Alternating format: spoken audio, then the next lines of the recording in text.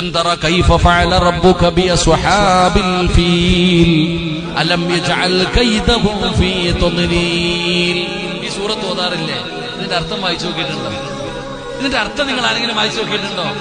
ഇവിടെ ലോകത്തിലെ ഏറ്റവും വലിയ ജീവിയായ ആനയെന്ന് പറയുന്ന മൃഗവുമായിട്ട് അബ്രഹത്ത് എന്ന് പറയുന്ന ഭരണാധികാരി മക്കത്തുള്ള കഅബാലയം പൊളിക്കാൻ വന്നു. കാരണം മക്കക്കാരുടെ കയ്യിൽ ആനയില്ല.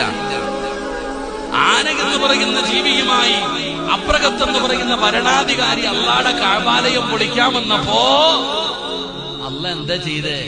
ആ ചെറിയ കിളിയുണ്ടല്ലോ, കുരുവി, ആ ചെറിയ കിളി, ആ കിളിയെ കൊണ്ട് അല്ലാഹു സുബ്ഹാനഹു വ തആല ആ അബ്രഹത്തിന്റെ ആനപ്പടയെ തകർത്ത് കളഞ്ഞില്ലേ? അല്ലാഹ് പറഞ്ഞില്ലേ പശുവ് പുല്ല് തിന്നിട്ട് ബാക്കി വന്നത് ചവിട്ടി തേക്കുന്നത് പോലെ അബ്രഹത്തിന്റെ ആനപ്പടയെ അല്ലാഹു തകർത്ത് കളഞ്ഞു എന്ന് അല്ലാഹുവിന്റെ വിശുദ്ധ ഖുർആൻ. അല്ലാഹു